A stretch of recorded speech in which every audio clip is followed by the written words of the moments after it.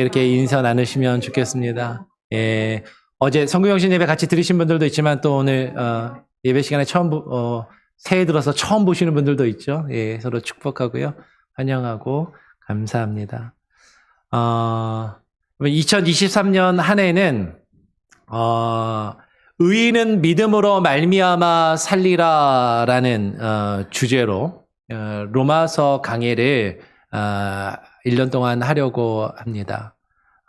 로마서는 이게 성경 중에 성경이고 복음의 꽃이라고 불리우고 복음의 핵심, 복음의 정수라고 불리우는 정말로 중요한 책입니다. 그래서 종교개혁자 루터나 칼빈도 종교개혁을 하고서 로마서 강해를 하고 그리고 시편을 또 강해를 하는 것을 중요하게 생각했어요. 그래서 올 한 해 동안 주일 예배 때는요, 이 로마서를 1년 동안 쭉 같이 읽고 묵상하면서 로마서 강해를 하고 새벽 예배 때는 시편 강해까지는 아니고 시간이 짧기 때문에 시편을 같이 읽고 같이 묵상하는 그런 시간들을 갖기를 원합니다. 이제 이렇게 하니까 어떤 분들은 아마 속으로 이제 이렇게 생각하실 수도 있어요. 와갖고 첫 해는 1년 동안 출애굽기 하더니 작년에는 요한복음 1년 동안 하고 올해는 이제 1년 동안 로마서를 하려고 하는구나. 근데 출애굽기나 요한복음은 장수라도 좀 많지. 이 로마서는 16장까지밖에 없는데 이거를 도대체 얼마나 나눠 갖고 하려고 1년 동안 이걸 읽어 먹으려고 그러나 이렇게 이제 생각하실지도 모르겠어요. 근데요. 제가 조심스럽게 말씀을 드리면 제가 이제 시카고에서 사역할 때 네이퍼빌 제1장로교회라는 교회에서 사역을 했는데 그 목사님도 이렇게 책을 정해서 이렇게 강해를 하시는 분이었는데 제가 떠나기 좀 즈음에 로마서 강해를 시작을 하셨어요. 로마서 강해를 시작하셨는데 지금 제가 떠난 지 한 6년이 넘었거든요. 그 교회를 떠난 지 이제 7년 가까이 돼가는데 보니까 최근에도 가보니까 아직도 로마서 강해를 하고 계시더라고요. 네.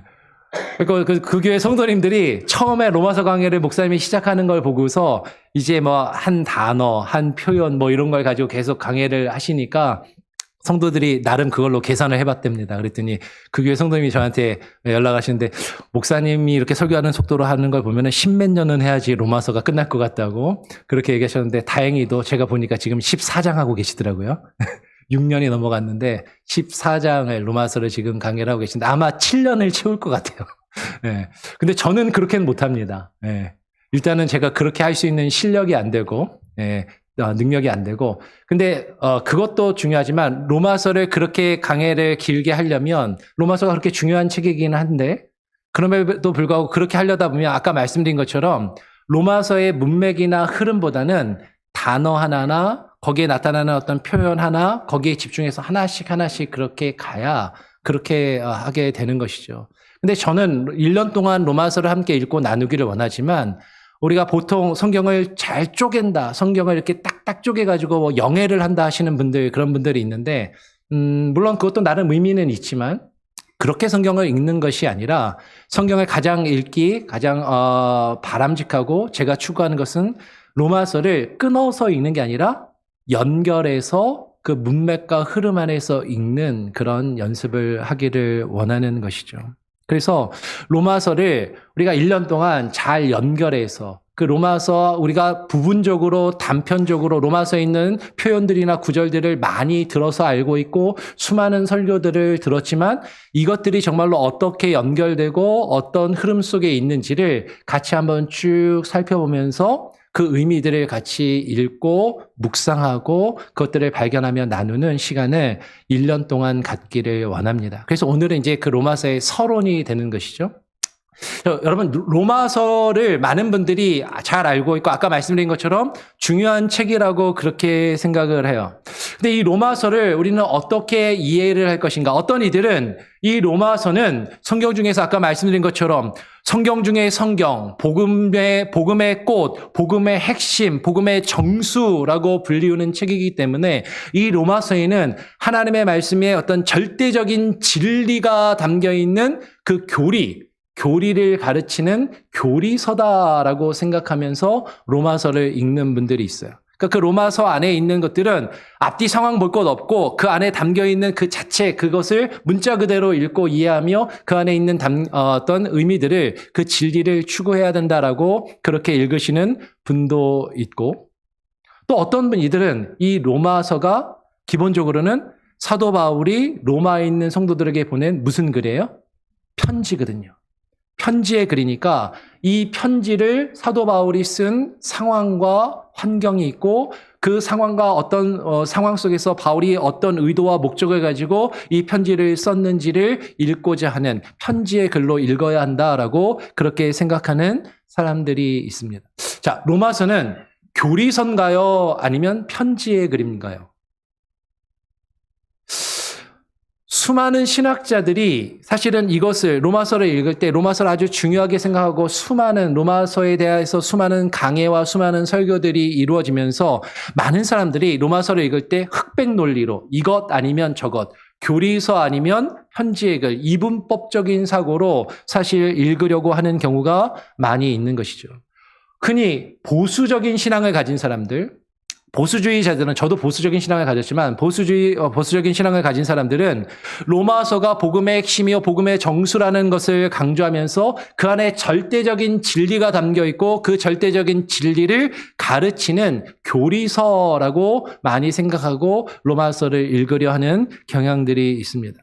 즉 다르게 이야기하면 로마서는 시대나 지역이나 문화에 상관없이 그 안에 있는 내용들이 절대로 변하지 않고 절대로 그 어떤 진리의 값을 가지는 그 절대적인 교리를 가르치는 증거하는 책이다라고 그렇게 읽으려 하는 것이죠. 어떻게 보면 사실은 우리가 어느 정도 동의가 되는데 근데 이것은 또 다르게 이야기하면 로마서가 편지의 글이라는 그 로마서가 쓰여진 그 상황과 컨텍스트와 그 어떤 배경을 무시하게 되고 또 오늘날 이 로마서를 읽는 오늘날 우리가 이것을 또 어떻게 읽고 이해할 것인지 우리의 상황과 컨텍스트도 조금 무시하면서 그냥 로마서를 로마서대로 마치 우리와는 동떨어져 있는 어떤 별다른 책인 것처럼 어떤 절대적인 어떤 진리 자체만을 추구하는 그런 책인 것처럼 그렇게 읽고자 하는 그런 성향을 나타낼 수도 있다라는 것이에요. 저는 기본적으로 성경을 교리적으로 읽는 것을 썩 좋아하지 않습니다.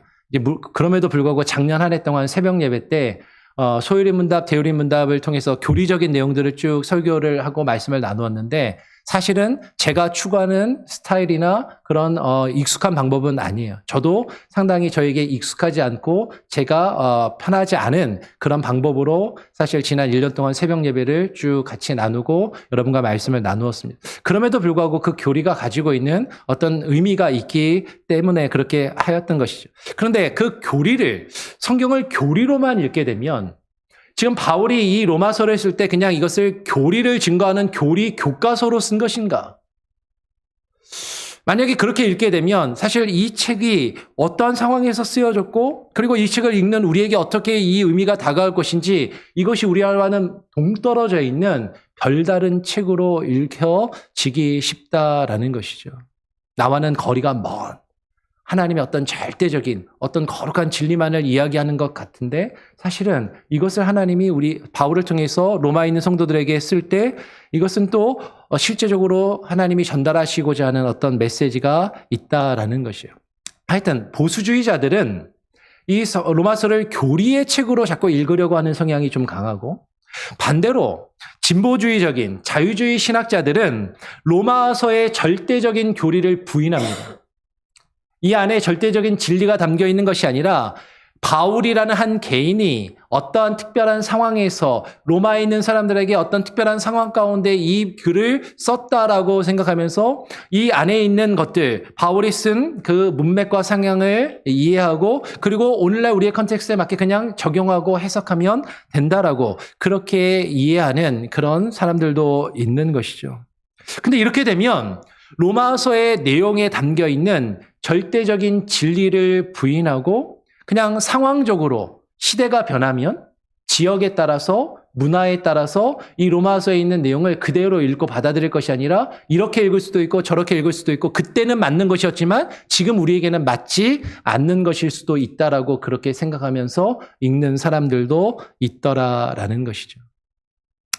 결론부터 이야기를 하면 우리가 로마서를 읽을 때 로마서를 이렇게 흑백 논리로 나누어서 읽어서는 안 되고 여러분 균형 잡힌 시각으로 로마서와 다른 모든 성경을 우리는 읽어야 한다라는 것이죠. 그러니까 로마서가 처음에 쓰여질 때 사도 바울이라는 한 사람이 그 저자가 어떠한 문맥과 어떠한 상황에서 이것을 기록하였는지를 정확하게 이해하는 것이 이 로마서에 담겨있는 의미를 이해하는데 상당히 도움이 돼요. 그런데 그 바울이 그런 상황과 문맥 안에서 그것을 쓸 때 그러면 상황에 따라서 이렇게 될 수도 있고 저렇게 될 수도 있는 내용을 바울이 그냥 쓴 것이고 그러니까 그것을 읽는 우리들의 상황에 따라서 그 안에 담겨있는 내용이 이렇게 변할 수도 있고 저렇게 변할 수도 있는 것이 아니라 그 안에서 바울이 분명하게 전하고자 했던 분명한 메시지, 분명한 어떤 진리가 그 안에 있다라는 것을 우리는 또한 기억하면서 읽어야 된다라는 것이죠. 그래서 우리가 장로교회, 특별히 개혁신학에서 추구하는 성경 읽기의 방법은요. 무엇이냐 한번 따라해 보겠습니다. 역사적, 문법적 성경 읽기. 따라해 볼까요? 시작. 역사적, 문법적 성경 읽기입니다. 우리가 성경을 읽을 때 역사적으로 어떤 상황과 맥락에서 이 글이 쓰여졌는지, 누구에게 어떤 의도와 목적을 가지고 이 글이 쓰여졌는지 그것을 정확하게 이해를 해야 이 안에 저자가 본래 말하고자 했던, 저자가 본래 증거하고자 했던 그 의도와 의미와 메시지를 분명하게 발견할 수 있다는 거죠. 그러기 위해서는 성경을 글이라는 형태로 기록되었기 때문에 문법적으로 그것을 정확하게 읽는 연습을 하고 그 안에 있는 의미들을 발견하여서 그 의미를 오늘날 우리가 이 글을 읽는 우리의 상황과 우리의 컨텍스트에서 그 본래적인 의미가 먼저 발견돼야 돼요. 그리고 그것을 발견한 다음에 그 의미를 오늘날 우리가 어떻게 이해하고 우리에게 적용할 것인가를 그렇게 우리가 생각하면서 성경을 읽어야 한다라는 것이죠. 만약에 그것이 없으면 어떻게 성경을 읽기 쉬우냐면 성경이 어떠한 맥락에서 어떤 상황에서 본래적으로 어떤 의미 가운데 의미를 전달하기 위해서 기록되었는지를 생각하지 않고 그냥 내가 읽고 싶은 대로 읽는 거예요. 내 상황에서 내 컨텍스트에서만 본래 상황은 무시하고 내 상황과 컨텍스트에서만 읽고 무시하고 내가 느끼는 대로 나에게 감동이 오는 대로 내가 읽고 싶은 대로 읽기가 쉽다라는 거죠. 이런 잘못을 흔히 범하는 게 요새 큐티들 많이 하시는 분들이 있는데 큐티를 잘못하면 이렇게 됩니다. 네. 이 성경이 원래 어떤 상황과 맥락에서 기록되었는지를 정확하게 이해하지 않고 그 이해 없이 내가 내 상황에서 내가 지금 처해 있는 환경에서 내가 읽고 싶은 대로 성경을 읽으면서 특별한 한 단어나 어떤 어구나 어떤 문장이나 어떤 성경의 한 절 혹은 한두 절에만 집중하여서 거기에서 나에게 오는 느낌, 나에게 오는 감동, 내가 읽고 싶은 내가 듣기 원하는 교훈으로 그것을 부분적으로 취하여서 부분적으로 읽고 그렇게 이해하기를 쉽다라는 것이죠. 근데 아까도 처음에도 말씀을 드렸던 것처럼 우리는 성경을 읽을 때 특히 로마서도 마찬가지로 성경을 읽을 때 성경을 쪼개어서 부분적으로 읽는 것이 아니라 이것이 전체 흐름과 맥락 속에서 무엇을 말씀하고자 하는지를 그 본래적인 의미를 먼저 이해하고 그 본래적인 의미를 발견한 다음에 그 본래적인 의미가 그러면 오늘날 우리가 읽고 있는 우리의 상황과 우리의 컨텍스트에서 어떻게 이것을 이해할 것인가를 우리는 생각하면서 읽어야 돼요. 이게 이제 요새 문학을 좀 공부하신 분들은 현대 문학 이론에 이런 것들이 다 있는 내용들이에요. 근데 중요한 것은 성경을 우리가 바로 읽는 연습을 해야 한다라는 것이죠. 그래서 일단은요. 로마서는 사도 바울이 로마에 있는 성도들에게 보낸 편지의 글이라는 것을 1차적으로 우리는 이해를 하고 그것을 분명히 알고 그리고 이해해야 되는 것이죠. 그래야 바울이 어떤 상황에서 어떤 목적을 가지고 이 편지를 썼는지를 우리는 발견할 수 있기 때문입니다. 이 로마서가 편지의 글이라는 것을 분명하게 알려주는 게 오늘 우리가 읽은 1절부터 7절까지 이 이 로마서의 가장 앞부분을 보면 이것이 편지의 글이라는 것을 분명하게 우리가 발견할 수 있어요. 로마서 1장 1절을 한번 보겠습니다. 같이 한번 1장 1절을 한 번 더 같이 한번 읽어보죠. 시작. 예수 그리스도의 종 바울은 사도로 부르심을 받아 하나님의 복음을 위하여 택정함을 입었으니. 지금 로마서의 제일 시작은요, 이 글을 누가 쓰고 있는지를 딱 밝히는 겁니다. 이제 보통 우리가 편지를 쓸 때 누구에게 누가 편지를 쓴다라고 이렇게 하는 것처럼 지금 예수 그리스도의 종으로 부름을 받은 사도 바울이 지금 자신의 뜻이 아닌 하나님의 복음을 위해서 이 편지를 쓰고 있다라고 그렇게 밝히면서 이 편지의 글이 시작되고 있다라는 것이죠. 그러면서 이 편지는, 바울이 쓴 이 편지는요, 한 사람 개인에게 보낸 것이 아니라 바울 서신 중에서는 개인에게 보낸 편지도 있습니다. 그러니까 바울 서신 중에 보면 교회의 이름으로 된 것들이 있고요. 그러니까 받는 교회의 이름, 그죠? 로마서와 같이, 혹은 고린도 전후서와 같이 고린도 교회를 향해서. 근데 개인에게 쓴 것도 있어요. 디모데라는 한 사람에게 쓴 디모데 전후서와 같이 디도서나 이런 것처럼 개인에게 쓴 편지도 있는데, 이 로마서는 개인이 아니라 로마에 있는 성도들, 곧 교회라는 공동체에게 공식적으로 보낸 편지임을 발견하게 됩니다. 우리 1장 7절에 보면 이렇게 기록하고 있어요.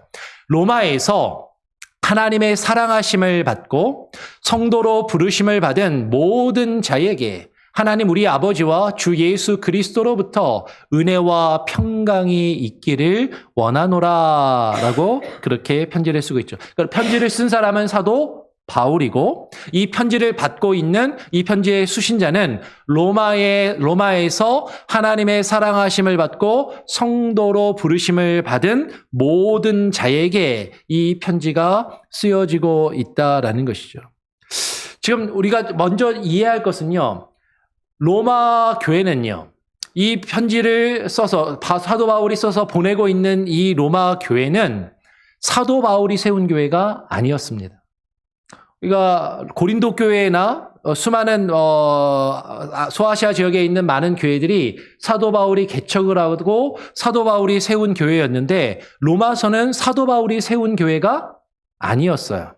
그리고 사도 바울이 이 로마서를 쓸 당시에 사도 바울은 한 번도 아직 로마에 가본 적이 없는 상태에서 이 로마서를 쓰고 있더라라는 것이죠. 그걸 우리가 어디서 또 발견하게 되냐면, 그래서 어떤 차이점이 나타나냐면, 로마서와 대조적으로 고린도 전후서를 읽게 되면 고린도 전후서, 고린도 교회는 사도 바울이 세운 교회거든요. 그리고 사도 바울이 그곳에서 사역을 하면서 그곳에 있는 성도들을 너무나도 잘 알아요. 그러니까 사도 바울이 잘 세우고 사도 바울이 잘 아는 고린도 교회나 다른 교회들에 보낸 편지들을 보면 인사말이 아주 짧습니다. 자기에 대한 소개도 거의 없어요. 그리고 바로 본론으로 들어가고, 그리고 바울이 하고 싶은 말을 아주 노골적이고 직접적으로 이야기를 합니다. 그래서 고린도 교회 성도들이 잘못하고 있는 것을 아주 호되게 야단도 치고 책망도 하는 것이죠. 근데 이제 반면에 로마서는요, 아까도 이야기한 것처럼 자기가 세운 교회도 아니고 한 번도 가보지도 않은 사람들을 향해서 이 글을 쓰고 있기 때문에 우리가 오늘 읽은 1절부터 7절까지 길게 자기 자신을 소개하면서 이 편지를 왜 쓰고 보내고 있는지 그 인사말을 상당히 길게 이 문안 인사를 적고 있더라라는 것이죠. 그리고 자기가 아직 한 번도 만나보지 않은 사람들에게 편지로 그 글을 쓰고 있기 때문에 고린도 전후서는 상당히 편하게 편한 어투로 글을 쓰고 있는데, 이제 로마의 서를 쓸 때는 아주 격식을 갖추어서 공적으로 편지를 쓰고 있다라는 거예요. 그래서 어떤 사람들은요, 이 바울이 쓴 편지를 분석하면서 이런 사람들도 있어요. 로마서하고 고린도전후서하고 어투나 문체가 좀 다르네.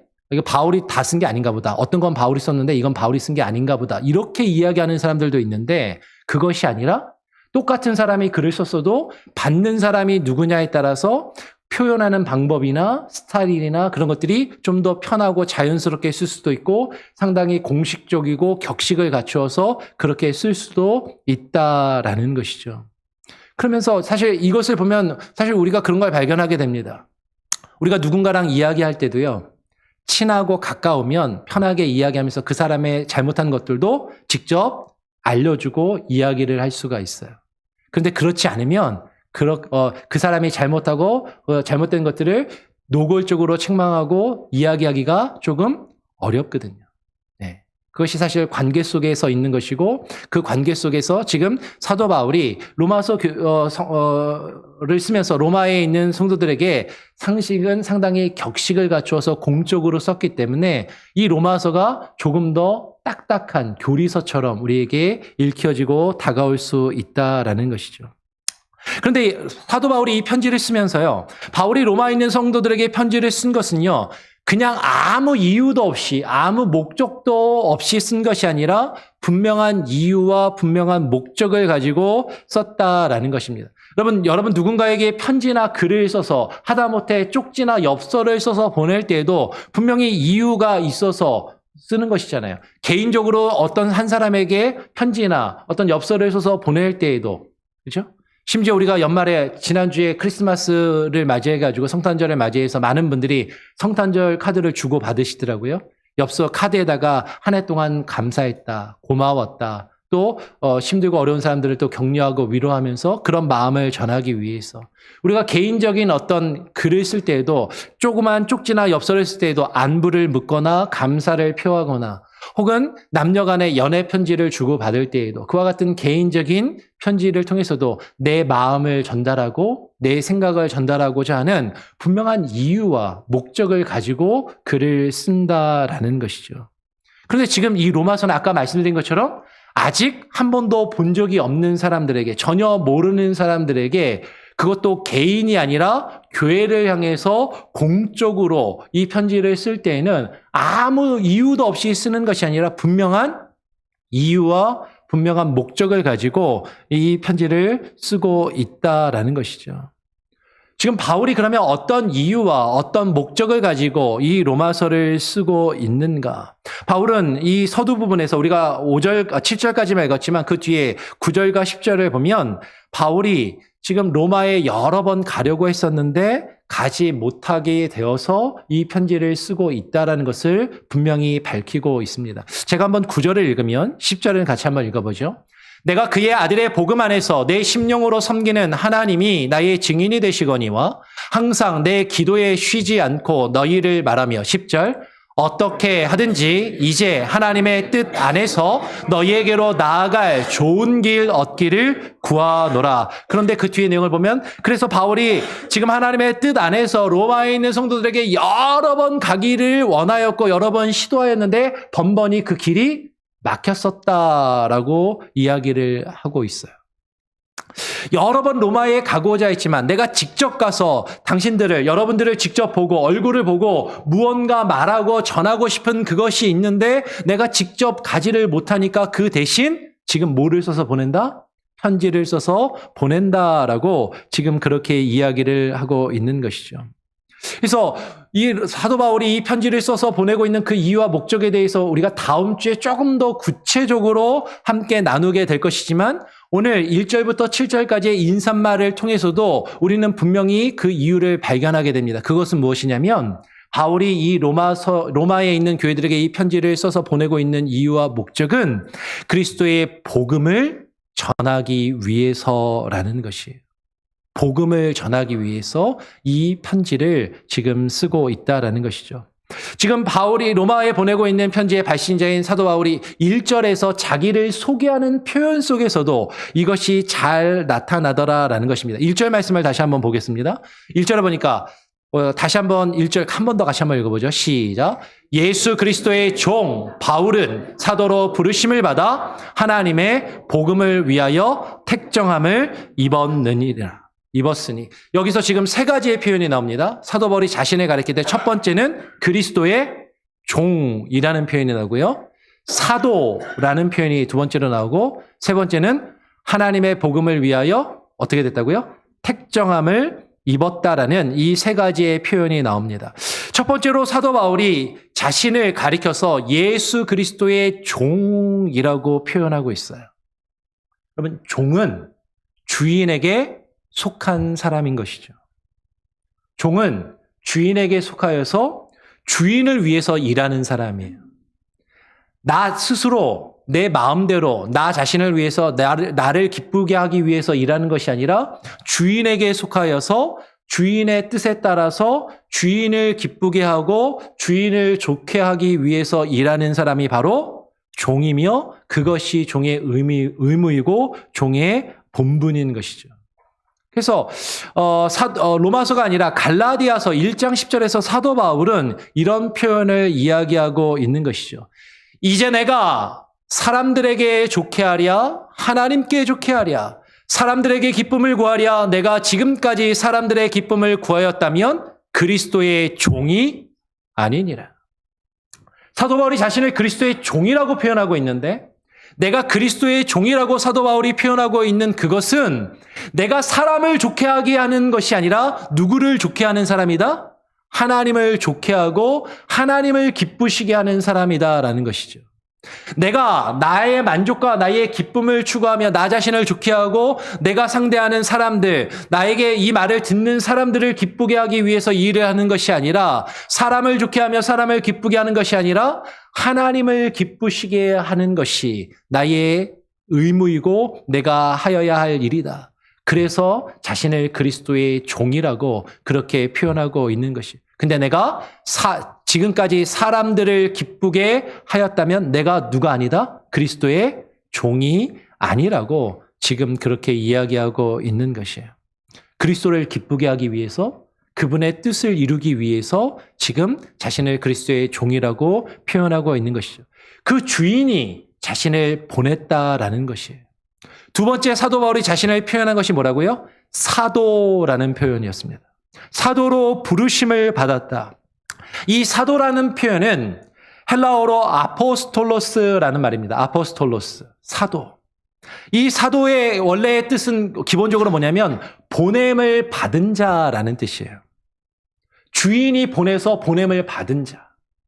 주인이 보내서 파견된 자. 주인의 뜻을 증거하고 그 메시지를 전달하도록 보냄을 받은 사자, 메신저, 그런 의미가 있는 것이죠. 그러니까 이 사도에는 보냄을 받은 자, 그 주인의 뜻을 따라서 보냄을 받아서 그 주인의 뜻을 행하며 주인의 메시지와 주인의 뜻을 전하고 그 뜻을 이루는 자라는 그런 의미가 담겨 있다라는 것이죠. 일반적으로 신약교회에서는 초대교회에서 예수님의 12제자를 가리켜서 사도라고 표현했고 어떤 이들은 예수님의 12제자만 사도라고 생각들을 했었습니다. 그런데 사도 바울은 사도행전을 보거나 사도 바울이 쓴 글들을 보면 예수님의 12제자들 뿐만 아니라 초대교회에서 복음을 증거하도록 보냄을 받고 그 복음의 메신저의 역할을 감당한 사람들을 또한 사도라고 부르고 있는 것을 보게 되는 것이죠. 그래서 사도 바울은요, 자신이 예수님의 12제자가 아니었음에도 불구하고 자신을 사도라고 이야기하는데 이방인의 사도라고 이야기하는 것이에요. 로마서 11장 13절에서 사도 바울은 자신을 가리켜서 내가 이방인인 너희에게 말하노라. 내가 이방인의 사도인 만큼 내 직분을 영광스럽게 여긴다라고 그렇게 이야기를 하는 것이죠.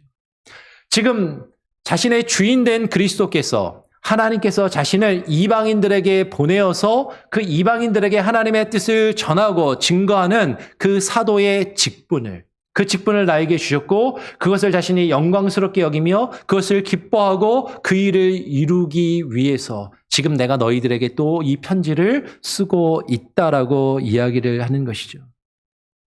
그 그리스도의 종으로 그 그리스도의 보내심을 받아서 그가 전하고자 하는 것이 무엇이냐면 하나님의 복음, 그 복음을 위하여 자신이 택정을 입었다라고 오늘 로마서 1장 1절에서 사도 바울은 자신을 그렇게 소개하고 있는 것이에요.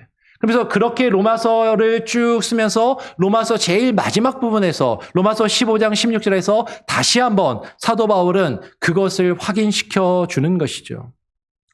같이 한 번 더 읽어보겠습니다. 시작. 이 은혜는 곧 나로 이방인을 위하여 그리스도 예수의 일꾼이 되어 하나님의 복음의 제사장 직분을 하게 하사 이방인을 제물로 드리는 것이 성령 안에서 거룩하게 되어 받으실 만하게 하려 하심이라. 하나님 앞에서 자신이 예수 그리스도 예수의 일꾼이 되었다. 그 일꾼이 되어서 하나님이 자신을 보내어서 그 하나님의 복음을 지금 전하는 제사장의 직분을 부여받았다라고 이야기하는 것이죠. 제사장은 하나님과 그 백성을 연결해주고 그 백성을 하나님께로 이끌어 나가는 그 직분과 그 사명이 자신에게 있음을 지금 이야기하고 있다라는 것이에요. 그러니까 바울은 이방인의 사도로서 그 하나님이 이방인에게 보내셔서 그 보냄을 받아 하나님의 복음을 전하기 위해서 보냄을 받은 예수 그리스도의 종이라고 자신을 소개하면서 이 편지를 쓰고 있는 이유를 처음부터 분명하게 전하고 있다라는 것이죠. 편지를 쓰고 있는 바울이 이와 같은 사람이라면 그러면 이 바울이 이 편지를 써서 보내고 있는 이 편지를 받는 사람들은 구체적으로 이 편지의 수신자는 누구인가를 우리가 한번 살펴볼 필요가 있다라는 것이에요. 6절을 보니까 6절은 이렇게 표현합니다. 로마에 있는 너희도 이방인들 중에서 예수 그리스도의 것으로 부르심을 받은 자들이다라고 그렇게 이야기를 해요. 예수 그리스도의 것. 이 편지를 받는 너희들도 예수 그리스도의 것이다. 이것은 사도 바울이 자신을 예수 그리스도의 종이라고 말하는 것과 연결되는 거죠. 내가 예수 그리스도의 종인데 너희도 예수 그리스도의 것으로 부름을 받은 자들이다. 그것이 비교되며 연결되고 있다라는 것이에요. 7절을 보면 이 편지를 받는 사람들은 또 이렇게 이야기합니다. 바울이 편지를 보내는 너희를 가리켜서 둘째로 로마에서 하나님의 사랑하심을 받은 자들. 하나님의 사랑하심을 받은 자들에게 이 편지를 쓰고 있다. 하나님의 사랑하심을 입었다라는 것은 바울이 자신을 지금 소개할 때 하나님의 택정하심을 입었다라는 것과 연결이 되는 것이죠. 하나님의 사랑하심을 입고 하나님의 택하심을 받은 그런 사람들. 내가 하나님께 구별되어서 택함을 받았는데 너희도 하나님께 사랑을 받고 구별된 자들임을 이야기하는 것이요. 그러면서 7절 하반절에 보니까 세 번째로 너희를 가리켜서 성도로 부르심을 받은 하나님의 성도로 부르심을 받은 모든 자들이라고 표현하고 있는 것이죠. 성도라는 것은 한자말로 거룩한 무리라는 뜻입니다. 그 거룩하다라는 것은 구별되었다라는 뜻이고 구별된 자들, 구별된 사람들. 즉 하나님이 사도 바울을 구별하여 부르신 것과 연결되어서 성도로 부르심을 받은 너희에게 지금 이 편지를 쓰고 있다라고 이야기를 하는 것이죠. 그러면서 우리가 집중해야 되는 것은 로마에서라는 것에만 집중할 것이 아니라 이 편지가 로마에 있는 성도들에게만 주어졌고 그래서 이 로마서는 당시의 로마 성도들에게는 필요하고 유익한 것이었지만 우리와는 전혀 상관없는 글이 아니라 로마에 있는 사람들을 위해서 쓰여졌지만 처음에는 그러나 이 글의 목적이 하나님의 사랑하심을 입고 성도로 부르심을 받은 모든 자에게 그 글이 이 로마서가 쓰여졌고 그 로마서의 내용이 지금 주어지고 있다라는 것이죠. 하나님의 사랑하심을 받은 자들. 로마에 있는 성도들만 하나님의 사랑하심을 받은 것이 아니라 오늘 이 로마서를 읽고 있는 저와 여러분도 하나님의 사랑하심을 받은 자들이다라는 것이죠. 여러분 믿으십니까? 하나님이 저와 여러분을 사랑하십니다. 하나님의 사랑하심을 받고 하나님의 성도로 부르심을 받은 오늘 이 로마서를 읽고 있는 저와 여러분, 우리에게도 이 로마서의 말씀이 지금 주어졌고 우리를 위해서 이 편지가 기록되고 사용되고 있더라라는 것이에요. 근데 바울이 그 로마에 있는 성도들에게 지금 복음을 전하기를 원하고 있는데 그 로마에 있는 성도들에게 그 복음을 전하기 원하는 그 복음이 어떤 것인가 하는 것이에요. 오늘 11절부터 13절까지 그 이하의 내용을 보면 바울이 여러 번 지금 로마에 직접 가서 그 복음을 직접 그들에게 전하기를 원하였지만 계속해서 그 길이 막혔다라고 그렇게 이야기를 합니다. 그러면서 바울이 그들에게 직접 가서 그 복음을 전하길 원하였지만 그러지 못하여서 이 로마서를 쓰고 있는가? 바울이 원하는 것은요, 그들에게 어떤 신령한 은사를 나누어 주어서 그들로 하여금 무엇을 하도록 견고하게 하기 위해서 이 복음을 지금 전하기를 원한다라는 것이죠. 그들을 견고하게 하기 위해서. 그럼 이것을 기억하셔야 돼요. 이 말씀을 통해서 우리가 견고히 든든히 세워지도록 이 글을 로마서를 쓰고 있다라는 것이죠. 또한 12절에 넘어가서 보면 이는 곧 그들 가운데서 그들과 바울의 믿음으로 말미암아 피차 서로 간에 안위를 얻으려 함이다라고 이야기합니다. 바울이 일방적으로 그들에게 뭔가 복음만을 전하는 것이 아니라 바울이 그들에게 신령한 좋은 것, 어떤 신령한 은사를 그들에게 나누어 주어서 그 신령한 것이 무엇인지를 깨닫게 하며 그것으로 그들의 믿음을 견고하게 세워서 그렇게 하려는 것이 일차적인 목적이지만 바울이 일방적으로만 그렇게 복음을 전하는 것이 아니라 그것을 통해서 그들을 통해서 바울이 또 무언가를 얻고 어떤 만족을 얻고 피차의 필요를 채워주기를 그렇게 바란다라고 말하고 있다라는 것이에요. 그러면서 좀 더 구체적으로 13절에 이어서 뭐라고 이야기하냐면 이는 너희 중에서도 다른 이방인 중에서와 같이 열매를 맺게 하려 함이다라고 이야기를 하는 것이죠. 열매를 맺게 하려 합니다. 다음 주에 이 부분을 조금 더 우리가 구체적으로 살펴볼 겁니다. 바울이 로마서를 쓰고 있는 그 목적이 로마에 있는 성도들의 믿음을 든든히 세워서 그들로 하여금 열매를 맺게 하려 한다라는 것. 즉 열매 맺지 않으면 그 목적이 이루어지지 않는 것이에요. 그 열매 맺음이 무엇인지에 대해서 우리가 다음 주에 조금 더 구체적으로 나누길 원하는 것이죠. 계속해서 우리가 로마서를 살펴보면서 사도 바울이 로마에 있는 성도들에게 전하고자 했던 그 신령한 은사가 무엇인지, 그것을 통해서 그들을 어떻게 견고하게 세우기를 원하였는지, 그리고 그것을 통해서 그들이 피차 서로 간에 서로의 필요와 만족을 채우기를 원하였는지, 사도 바울이 그들을 통해서 얻기를 원하고 그들을 통해서 그들이 맺기를 원하였던 그 열매가 무엇인지를 우리는 앞으로 로마서를 살펴보면서 조금 더 구체적으로 자세하게 이해하고 살펴보게 될 것이에요. 그러면서 사도 바울이 어떠한 마음으로 이 복음을 전하기를 원하였냐면 이어서 14절에 보니까 이렇게 이야기하는 것이죠. 14절 말씀 같이 한번 읽어보겠습니다. 시작. 헬라인이나 야만인이나 지혜 있는 자나 어리석은 자에게 다 내가 빚진 자라. 사도 바울은 지금 빚진 자의 마음으로 이 복음을 전하기를 원한다라고 이야기하는 것이에요. 근데 여러분 아까도 말씀드린 것처럼 사도 바울은 로마에 아직 한 번도 가본 적이 없어요.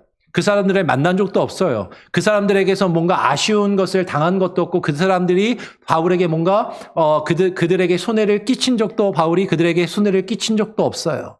그런데 지금 빚졌다라고 이야기하고 그 빚진 자의 마음으로 이 복음을 전한다라고 이야기합니다. 여러분 사도 바울이 빚진 건 원래 누구에게 빚진 거예요? 예수 그리스도에게. 예수 그리스도가 그의 죄를 사하시며 그를 구원하셔서 대속의 은혜를 받은 예수 그리스도께 빚진 자인데 그 바울이 예수 그리스도의 종이 되어서 그분의 빚진 자로서 그분이 그들에게 자신을 보내어서 그분의 뜻을 증거하며 그 뜻을 이루라고 말씀하셨기에 그리스도께 빚진 자의 모습으로 그 빚진 자의 마음으로 주님의 보내심과 그 부르심에 따라서 그것을 이루기 위하여 너희에게 나아가고 그 복음을 전하기를 원한다라고 지금 바울은 이야기하는 것이죠. 바울이 빚진 자의 마음으로 로마에 있는 성도들에게 전하기를 원하는 그 복음이 무엇인가? 로마서에서 이 복음을 가르치는 표현이 세 가지가 나오거든요. 세 가지가 나오는데 첫 번째는 하나님의 복음이라는 표현이 나옵니다. 하나님의 복음.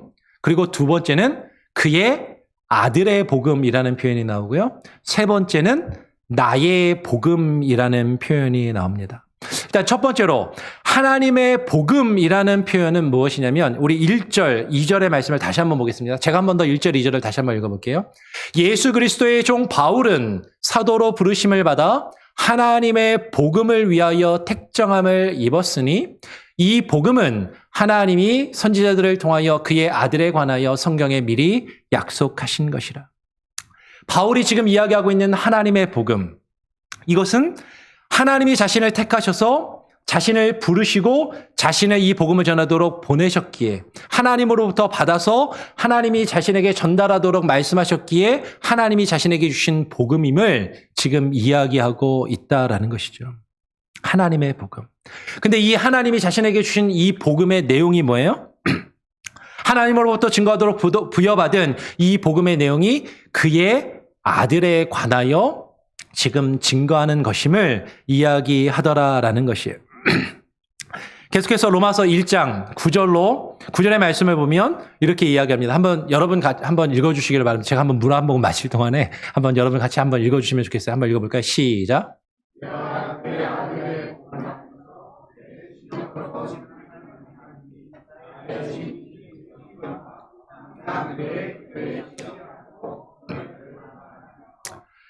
내가 그의 아들의 복음 안에서라고 이야기를 하는 것이죠. 하나님이 바울을 택하셔서 보내어서 전하도록 하신 그 하나님의 복음, 그 하나님의 복음의 내용이 그의 아들에 관한 복음이다라는 것이에요.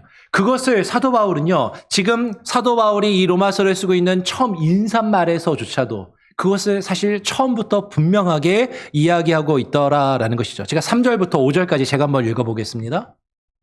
그의 아들에 관하여 말하면 육신으로는 다윗의 혈통에서 나셨고 성결의 영으로는 죽은 자들 가운데서 부활하사 능력으로 하나님의 아들로 선포되셨으니 곧 우리 주 예수 그리스도시라. 예전 성경에는 하나님의 아들로 인정되셨으니라고 되어 있었거든요. 근데 하나님의 아들로 인정되었다라는 건 하나님의 아들이 아니었는데 하나님의 아들이 되어서 하나님의 아들로 여겨졌다라는 것이 아니라 본래 그분이 하나님의 아들이셨는데 그 하나님의 아들이심이 세상 가운데 나타나고 드러나서 하나님의 아들로 선언되고 선포되었다라는 의미인 거죠. 그러니까 사실은 예전 성경보다는 이 부분은 지금 우리가 보고 있는 개역 개정이 번역이 좀 더 정확하게 잘 된 내용이다라는 것이에요. 그리고 예수 그리스도의 복음을 전하는데 이어서 5절에 보니까 이렇게 이야기합니다. 그로 말미암아 우리가 은혜와 사도의 직분을 받아 그의 이름을 위하여 모든 이방인 중에서 믿어 순종하게 하나니라고 이야기하는 것이죠.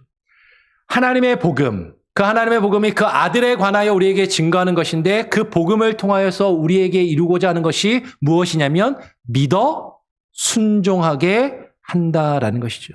여기서 우리는 믿음과 순종의 관계를 발견하게 되고 우리가 앞으로 로마서를 계속해서 읽으면서 이 믿음과 순종의 관계를 우리는 계속해서 집중해서 읽게 될 것이에요. 여러분, 믿음의 목적이 뭐냐면요. 믿음의 목적은 믿어 순종하게 하는 것이에요. 다르게 이야기하면 순종하지 않으면 믿는 것이 의미가 없다라는 것이죠. 순종하지 않으면 그것은 믿음이 아니다라는 것이에요. 그 부분을 우리가 앞으로 로마서를 보면서 계속해서 우리가 반복해서 살펴보고 나누도록 할 것입니다. 세 번째로 로마서에서 이 복음을 가르치는 또 다른 표현은 사도 바울이 나의 복음, 자신의 복음이라고 그렇게 이야기를 합니다. 로마서 2장 16절을 보면 이렇게 표현해요. 곧 나의 복음에 이른 바와 같이라고 이야기하는 것이죠. 나의 복음에 이른 바와 같이. 근데 어떤 사람들은요, 이 표현에 집중해가지고 이렇게 이야기하는 사람들이 있는 것이죠. 바울이 지금 나의 복음이라고 이야기하고 있잖아. 그러니까 이 나의 복음은 마태복음, 마가복음, 누가복음, 복음서에서 예수님이 증거하신 그 복음하고 사도 바울이 바울의 서신에서 증거한 복음이 좀 다른 것 같아.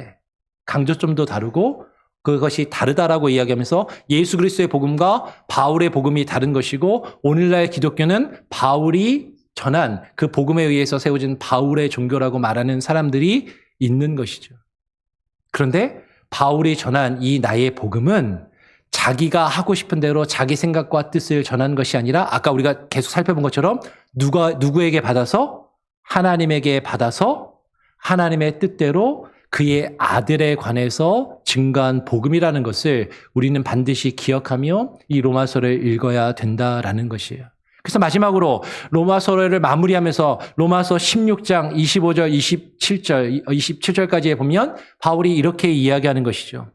나의 복음과 예수 그리스도를 전파함은 영세 전부터 감추어졌다가 이제는 나타내신 바 되었으며 영원하신 하나님의 명을 따라 선지자들의 글로 말미암아 모든 민족이 믿어 뭐하게 하려고? 순종하게 하려고. 지금 바울이 전하는 그 복음은 예수 그리스도를 전파하는 것이고 자기 자신의 생각과 자신의 뜻을 전하는 것이 아니라 하나님의 명령을 따라 영원하신 하나님의 명령을 따라 그 하나님의 뜻대로 그 아들에 관하여 증거하는 복음이 나의 복음이다 라고 이야기하는 것이고 이 복음을 증거하는 목적은 뭐하기 위함이다? 믿어 순종하게 하시려고 이 복음을 지금 나로 하여금 증거하게 하신다라고 분명히 이야기하는 것이죠. 믿어 순종하게 하시려고 알게 하신 바 그 신비의 계시를 따라 그 비밀의 계시를 따라 된 것이니 이 복음으로 너희를 능히 견고하게 하실. 아까도 견고하게 한다라는 표현이 나왔죠. 이 로마서를 너희를 견고하게 하려고 이 로마서를 쓰고 있다. 그리고 이것을 통하여서 하나님께 찬양과 영광을 올려드리는 것이죠. 마지막 27절은 같이 한번 읽어보겠습니다. 시작. 지혜로우신 하나님께 예수 그리스도로 말미암아 영광이 세세 무궁하도록 있을지어다. 아멘. 여러분 지금 로마서에서 복음을 가르치는 세 가지 표현이 있다라고 말씀을 드렸어요. 첫 번째가 뭐라고요? 하나님의 복음. 두 번째는 그의 아들의 복음. 세 번째는 바울 자신의 나의 복음. 근데 이것이 서로 다 다른 것이 아니라 같은 것이다라는 것이죠. 하나님으로부터 보내심을 받아 하나님께 받은 그 복음을 바울이 증거하고 있는데 그 복음의 내용이 그의 아들에 대한 것이고 그것을 전하는 것이 내가 증거하는 나의 복음이다라는 것이에요. 여러분 우리가 전할 복음은 여러분 바울은 이야기하는 것이죠. 내가 전하고 싶은 대로 내 뜻대로 내가 만족하기 위해서 전하는 것이 아니고 내가 전하는 이 말을 듣는 사람들이 기뻐하며 만족하기 위해 하도록 이것을 전하는 것이 아니라 나를 보내신 그 아버지의 뜻을 따라서 그분을 기쁘시게 하기 위하여 그 아들에 관한 복음을 그 뜻대로 그 복음의 내용을 증거하는 것이 나의 복음이라고 바울은 분명하게 이야기하고 있다라는 것이에요. 그래서 그 복음의 내용이 무엇인지 바울이 이 로마서를 통해서 전하고자 했던 그 복음의 핵심과 그 복음의 정수가 무엇인지 그 복음의 분명한 메시지가 무엇인지를 우리는 앞으로 1년 동안 로마서를 같이 읽어가면서 그것들을 다시 천천히 함께 나누고 묵상하며 그것을 확인하게 될 것입니다. 그러면 로마서를 같이 읽으시면서 열린 마음으로 기대하는 마음으로 읽으시고 또 말씀을 들으시고 그 말씀을 함께 나눌 수 있는 한 해가 되기를 또 간절히 소원하고 바라고 축원합니다. 아멘. 기도하겠습니다. 하나님 아버지 감사합니다. 오늘 이 시간 우리를 불러주시고 주님 앞에 나와 또 예배하고 또 찬양하며 주의 말씀을 듣습니다. 올 한 해 동안 로마서의 말씀을 우리가 읽고 묵상할 때 하나님의 뜻 안에 거하며 하나님의 뜻을 온전히 이루어 그 믿음 안에서 살아갈 수 있는 믿음으로 말미암아 살아가는 참된 의인의 모습을 우리가 얻을 수 있도록 하나님 역사하여 주시옵소서. 감사 찬양 영광 주님께 올려드리오며 예수 그리스도의 이름으로 기도합니다. 아멘. 우리